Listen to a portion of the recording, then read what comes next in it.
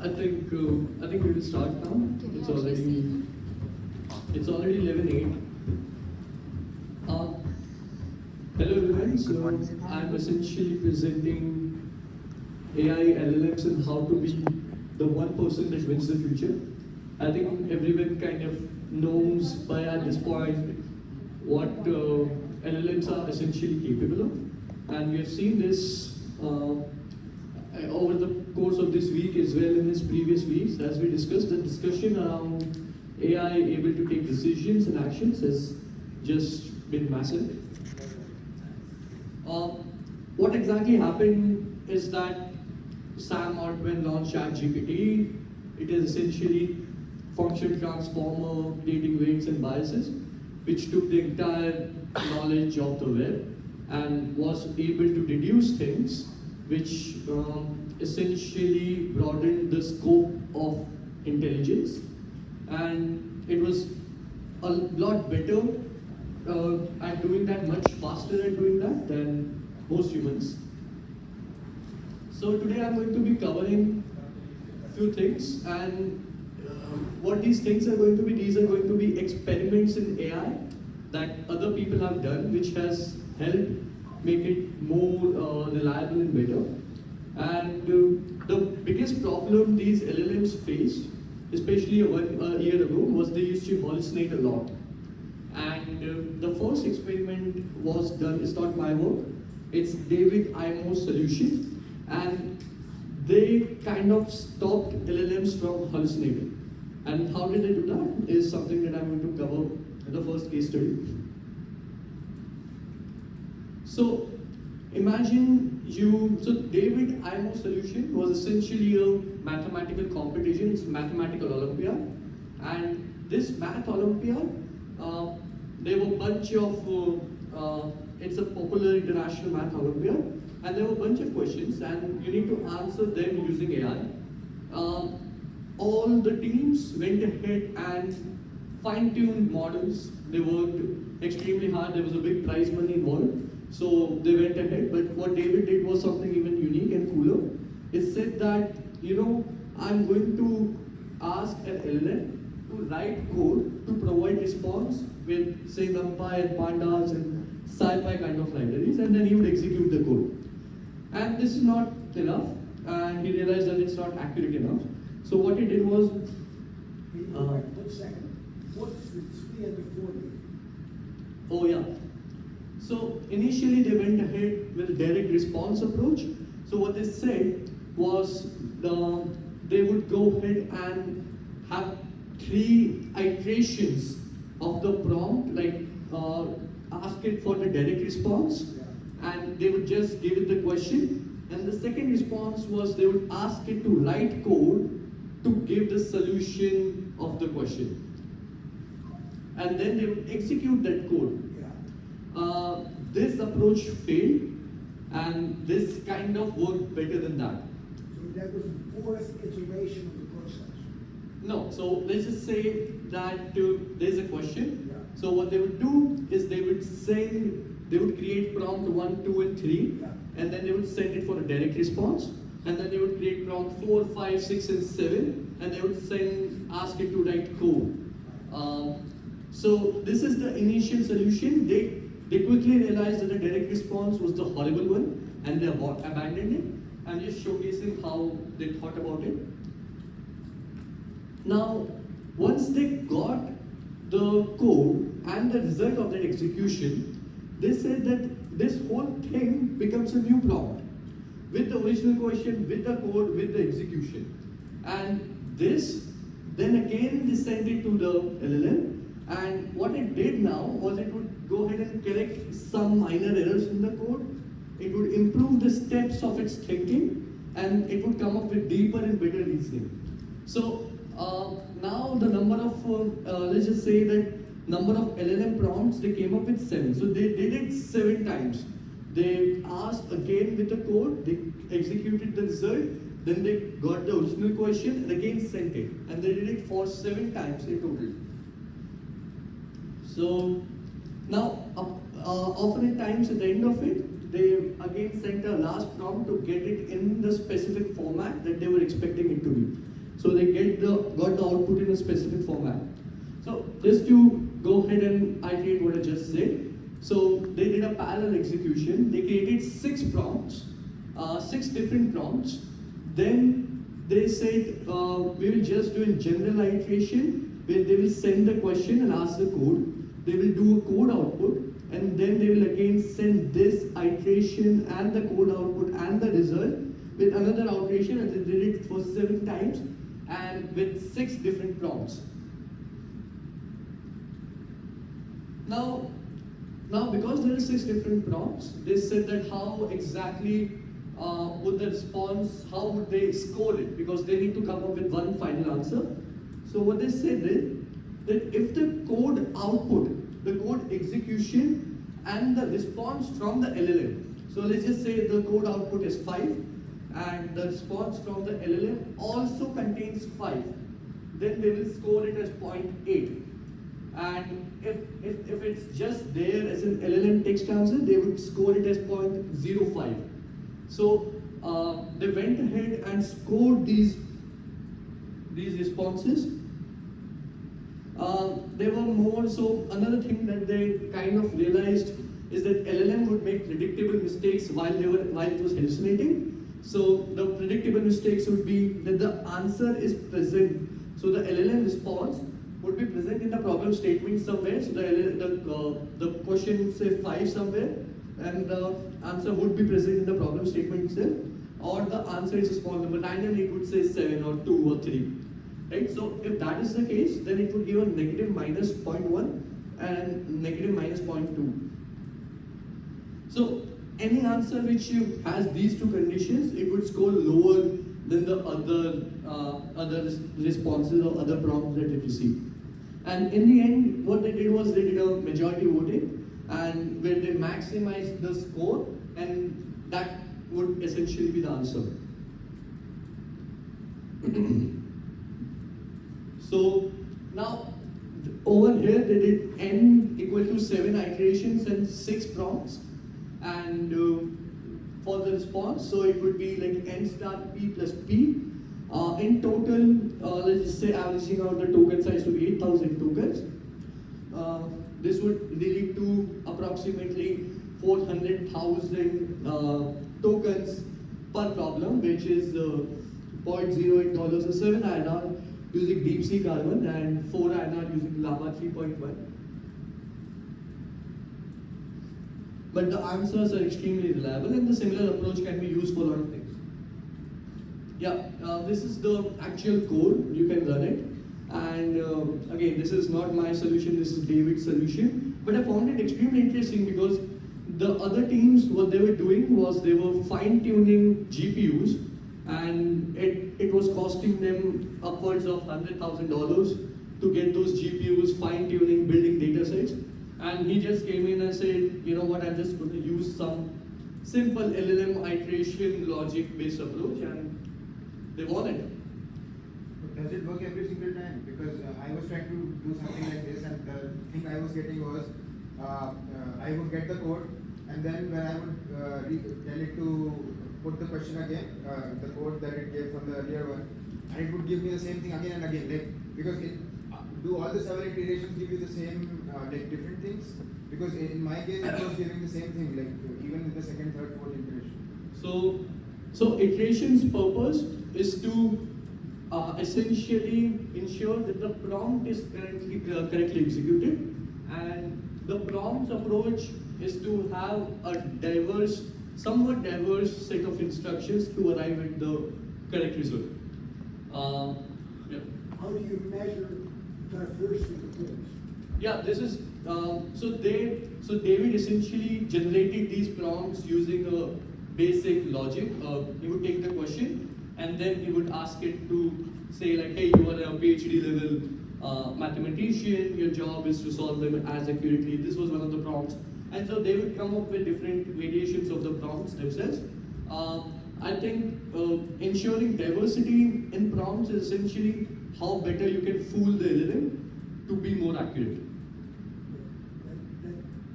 That doesn't sound like a very precise So instruction, how do we do better than that? How are we going to make sure, so if I generate 7 poems, they'll look very different, but the reality is they come from my brain. Yep. So we need to be able to do better. How do we do better than that? Actually, there is one whole GitHub repo which is essentially answering that question. It is called. So I did it from code. It was called code to prompt. I did it specifically for using code and turning it into a prompt. Okay. So other way around. But yeah, I think there have been a lot of work on that area as well, where they essentially try to figure out how we can. There's actually another GIST, which is like a general purpose. It's like a multi-weapon kind of a thing. You paste that prompt and then you paste your query, and it just works wonders. So there have been like different approaches to prompting, and yes, I think that's a very valid question. But essentially, if you do it for few times and look at the iterations, you are able to figure out what's working and what's not. So just with few experiments, you are able to get there. Yeah, this is another case study. This is also very interesting one. So the earlier case study, what they would see is that they had like 400,000 tokens approximately for each problem.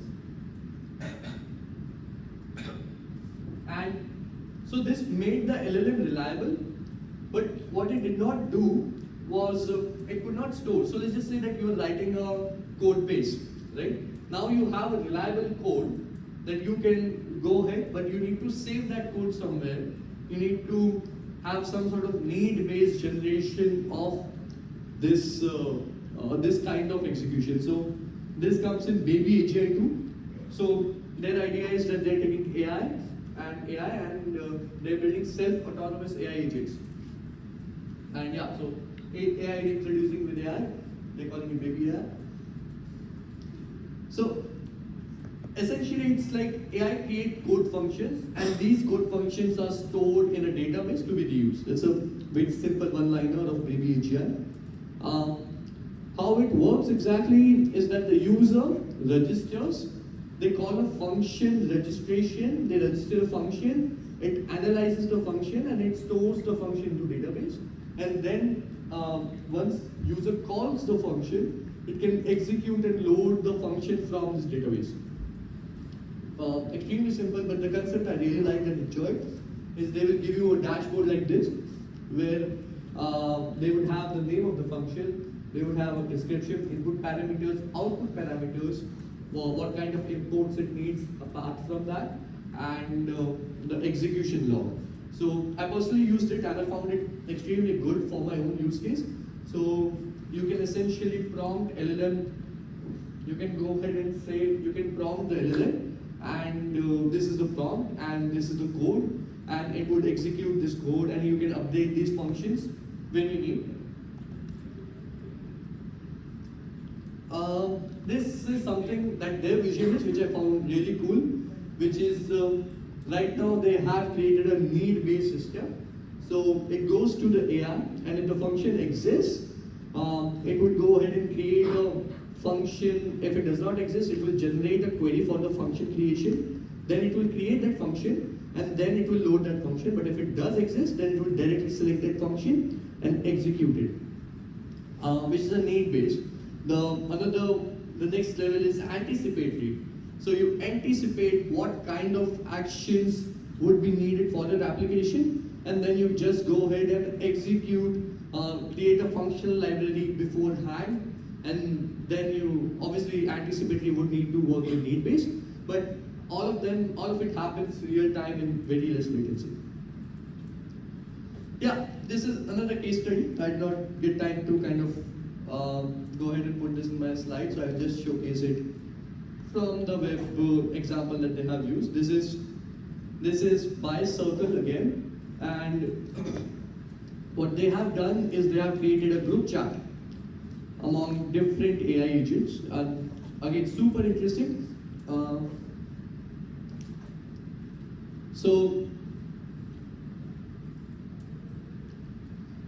So the system message is like someone's an engineer, someone's a researcher, someone's a product manager, and engineer has you follow an approved plan. You write Python shell code to solve tasks, wrap the code in a code block, and then they say that hey, these are 5-6 LLM agents or LLM prompts, and then they put them together in a group chat. So there's an executor, there's an engineer, there's a scientist, there's a planner, there's a critic. And they did like 50 rounds of this group chat. And I did not get the time to myself run this, but again, it sounds very interesting. And then then these AI agents created their wallets and started paying each other for each task they did.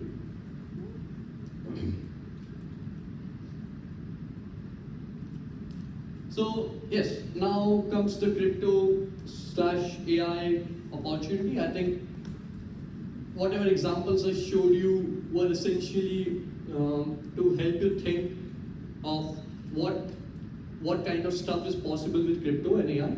And now there are like token incentive mechanism that you can build on top of the AI tools for taking actions.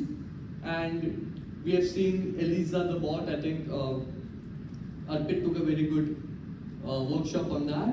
Then what my organization is doing is we are crowdfunding private datasets for tokens to build AI models on top of, and that's also been very successful. We can also have AI agents that can trade based on Twitter account news. This is something simpler, and yeah, bunch of other ideas that are possible. So yeah, that's it. That's my talk. Looking forward to any ideas any general purpose discussion around AI that we can have.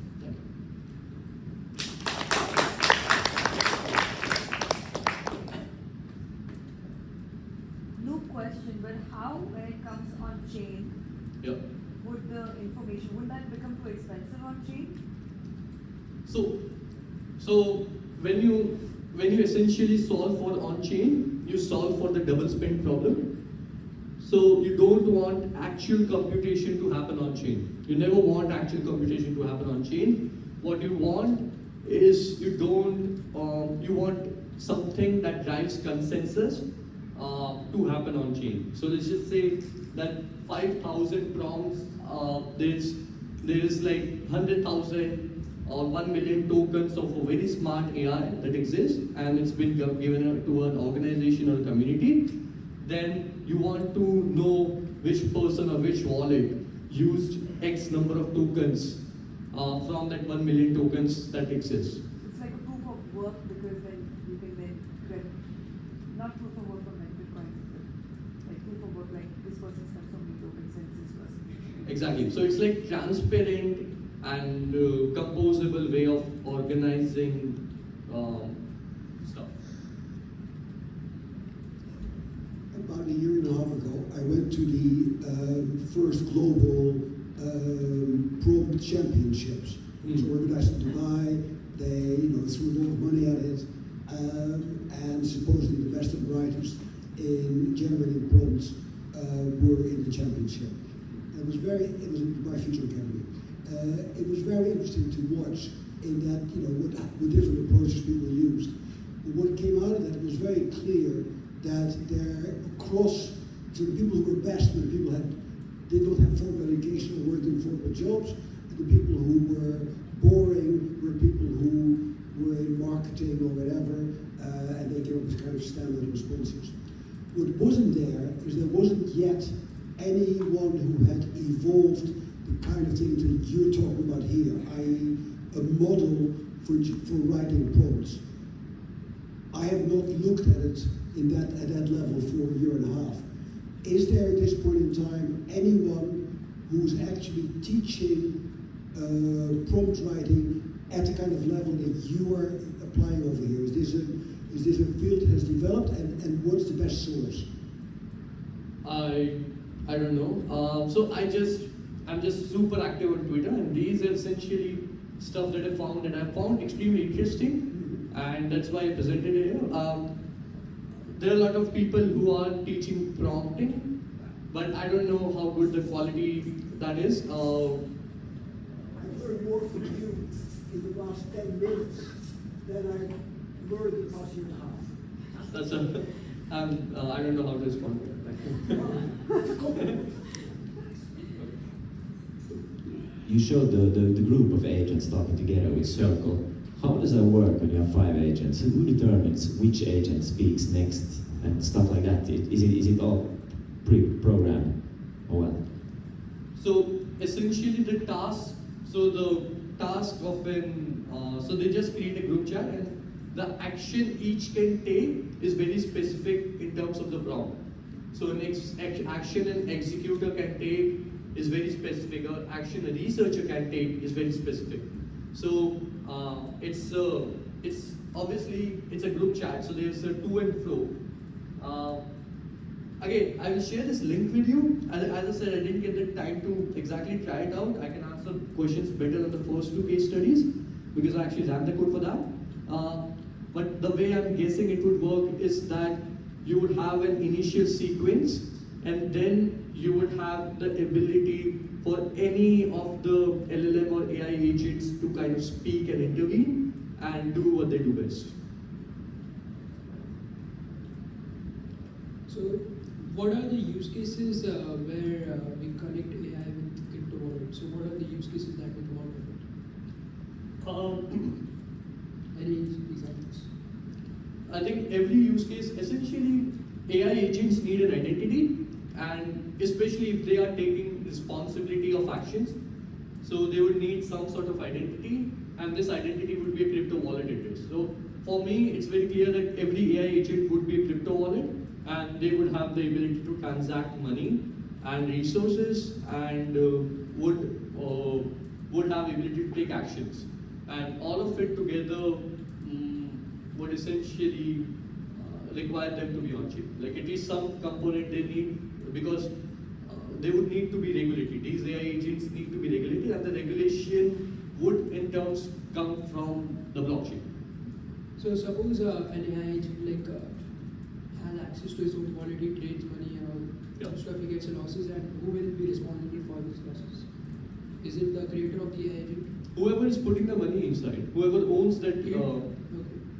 whoever owns the tokens or the equity or the shares of the AI agents, and whoever puts the money would be responsible for his own Okay, losses. so the AI will be divided into tokens and this will be one. That's also one way. You made a comment which seemed very assertive, and you said the AI agent would need to be regulated. Yeah. Tell me what gave you that conviction? Oh, absolutely.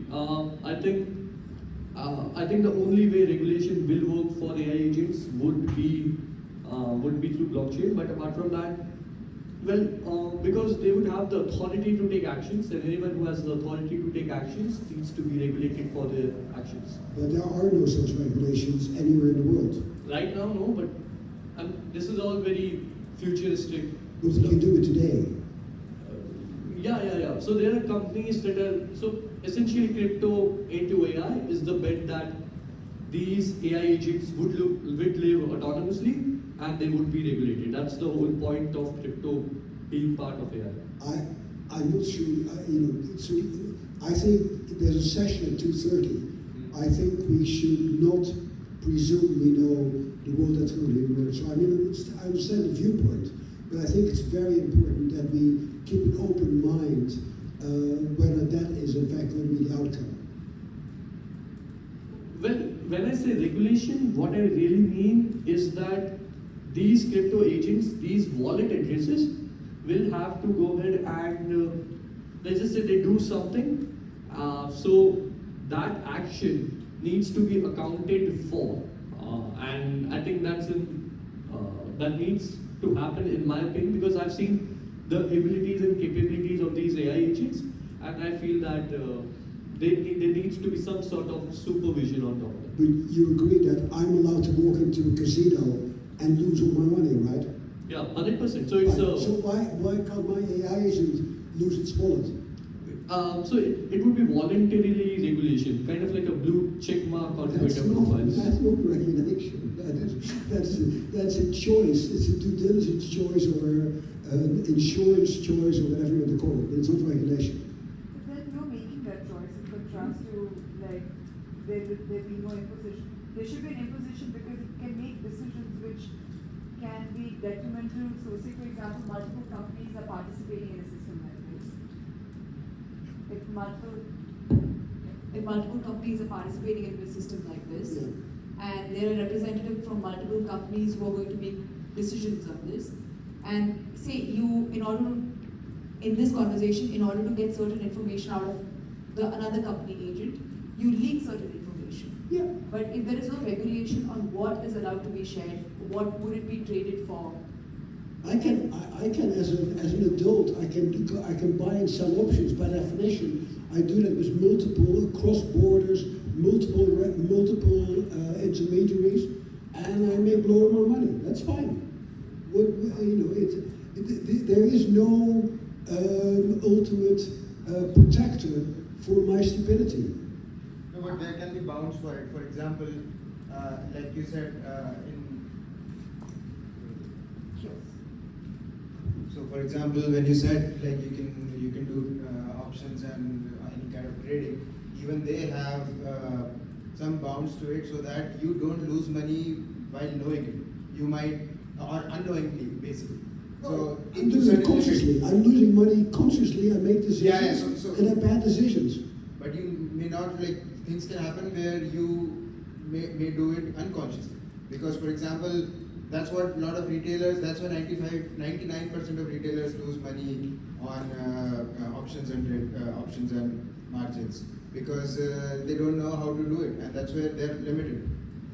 Can I add a new question for you? The question is, what use cases of agents, if we assume they will become better and they will use them more, what use case of agents have we not still seen that you think would be lucrative or interesting to see, that has not yet entered the arena? That's literally $1 billion question, but I think, let me think. I think the composability of actions is something big. So let's just say that you have created an AI agent, I have created an AI agent. My agent calls an Uber for me. Your agent looks up emails and does flight check-ins, right? Now, there needs to exist an interoperability layer on top of these agents. Like API with agents. Yeah, exactly. API for agents, or I don't know what exactly, but I think this interoperability layer is overlooked on right now. But again, for right now, initially the first level where the agents itself exist should come in, and then the interoperability, or maybe the interoperability comes first. I don't know. So there are so many agent frameworks available in the market, and I'm sure like being super active on Twitter helps in keeping up with all those agent frameworks. But what should the normal non-coders use, and what should the coders use? Which agent framework do you recommend all of these people? Nothing. Like just use LLM APIs. That's it. Because I think none of them are mature enough to be used right now. They're still in the building phase. I would recommend you just look at all the people who are doing experiments and try to understand their rationale. When they're building an SDK, try to understand what's the rationale. I love Baby AGI because they were at least trying something new. Like if you look at all the other SDKs and other stuff, they're not even attempting. They're like they will go ahead and say, here's an inference API, here's a bunch of connectors, and then they will just push through that. So I don't think that's very innovative. Just look at the innovative use cases and then try to adopt them yourself. And also right now, it's not extremely hard to go ahead and build it for your own use case.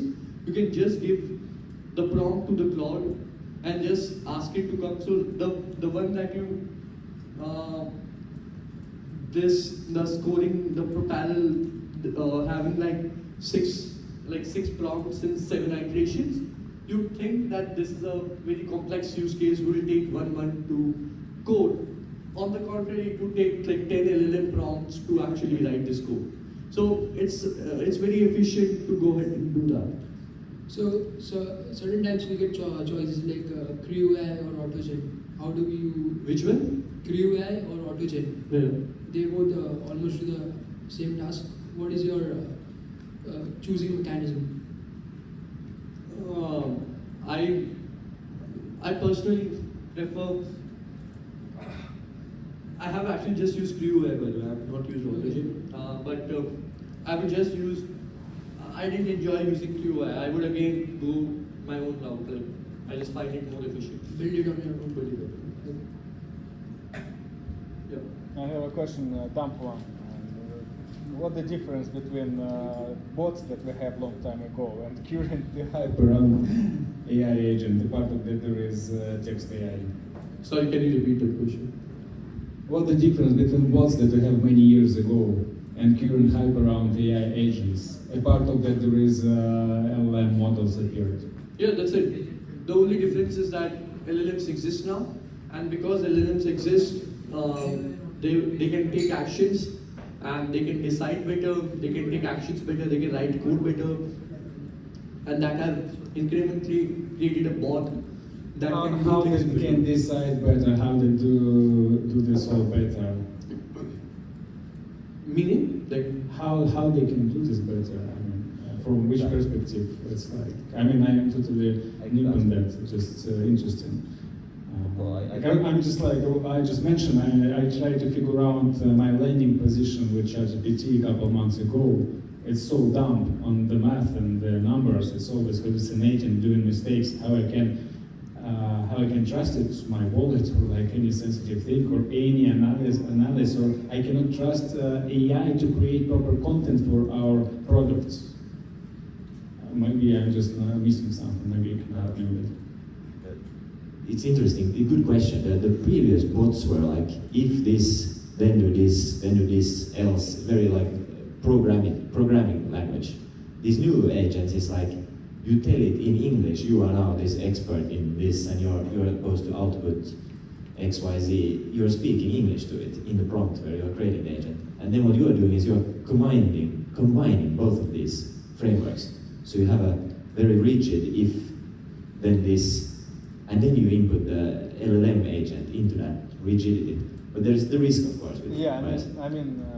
You mentioned that we have some that this AI that on another model will make a decision based on its analysis, so that I'm not trusting that. So when it's human to edit or to verify, or so it's already kind of the same bot, looks like. Okay, sorry, I'm just a bit skeptic and No, so essentially- it's experiments as I understand right now, and the people just try to bring these use cases and to deliver proper products and tools based on that.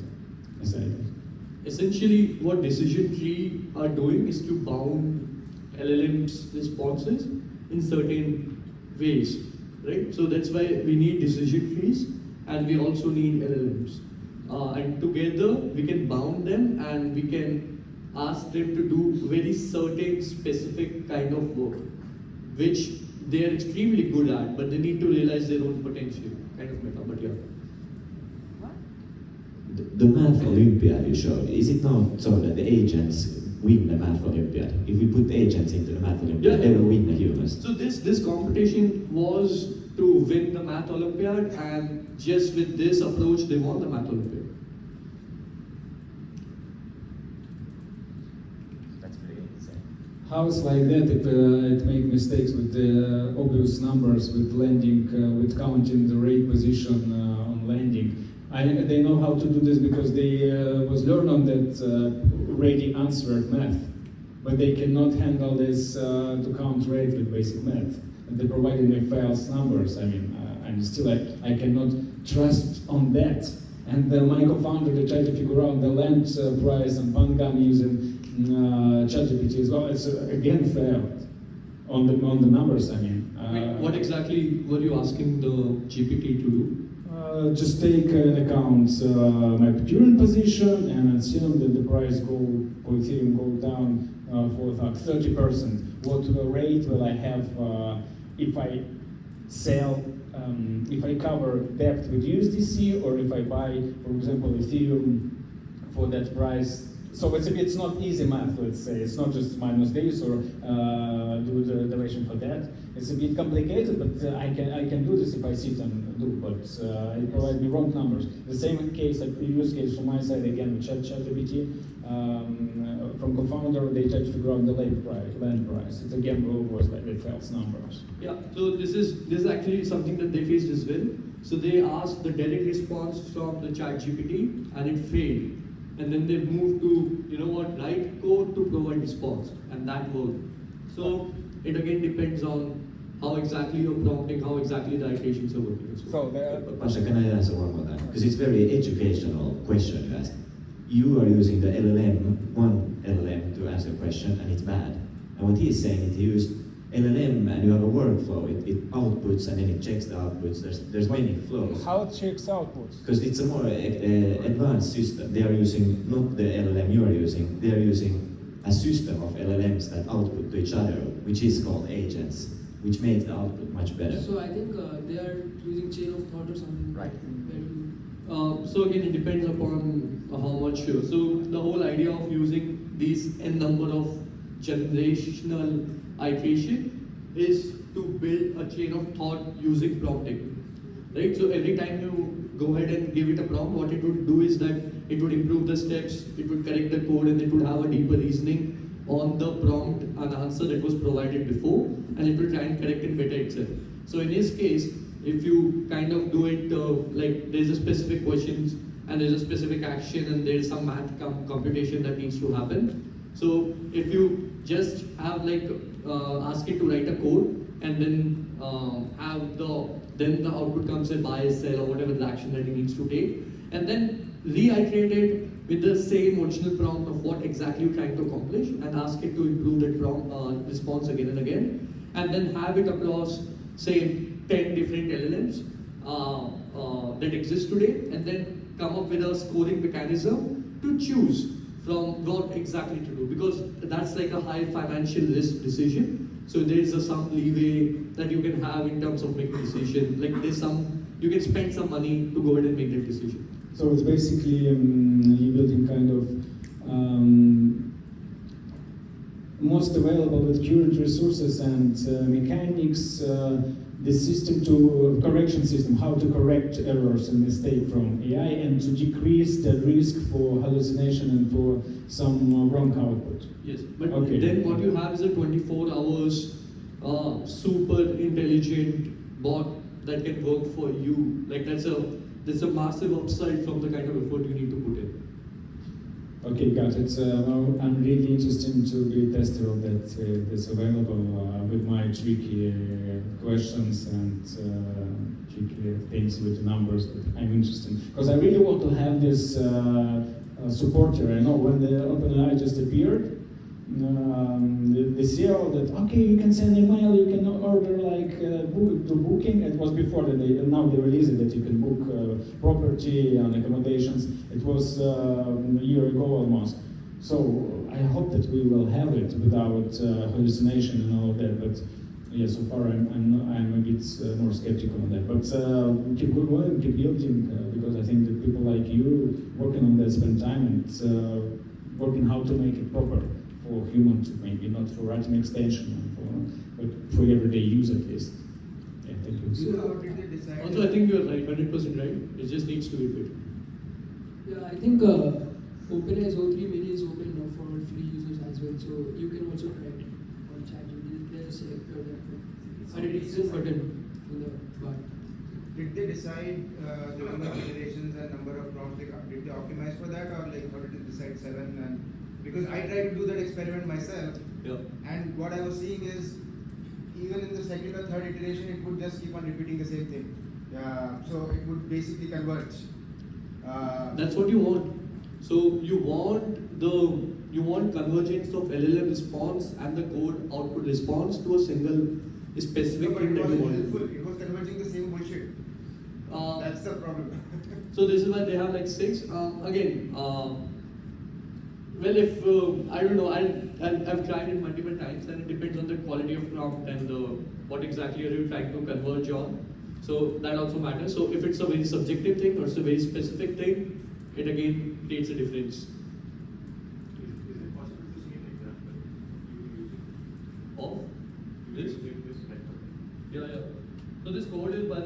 from Kaggle. It's You just run it ourselves.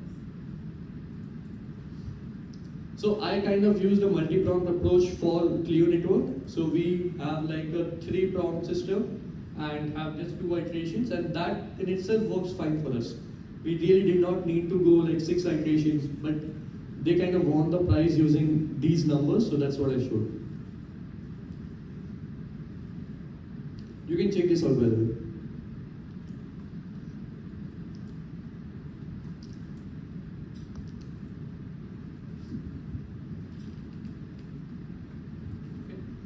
Why do you think it's hallucinating less now? Meaning? Do you think do you think AI hallucinates lesser than? I know it used to hallucinate a lot more 2 years ago, and I remember giving the same question to different AIs, like think Claude, Meta, and they would all give me wrong answers. Then I would change prompting for all of them, and then they would somehow get to the right answer. So actually what they did was they actually created transformers for hallucinations. Like what they did was they tried to understand, wait, let me just show this. So the scoring penalties, as you said that it would converge on bullshit, now the bullshit even has a pattern. If you try to understand that pattern and then you kind of declare penalties for that bullshit. And that's what they did, and that is the answer is present in the problem statement. So they will just pick a random number from the statement and say it's the answer. And the other is that they would just come up with 1 to 10 and they will just say 7 is the answer. And this is absolutely bullshit. And they said that while they're scoring it, they would have penalties for that. The same thing is what Meta, these are companies are doing it, but they are using transformers because they're kind of advanced like that. So they're using transformers to kind of punish hallucination. What does penalty look like? It's just numbers. There's no financial penalty as such. Yeah, I'm wondering like what would penalty look like to an AI? Oh no, so essentially AI is nothing but weights and biases. Okay, so So it any is a point to very- decrease that weights and biases, that's penalty for them. Okay, to increase the weight. Thank you.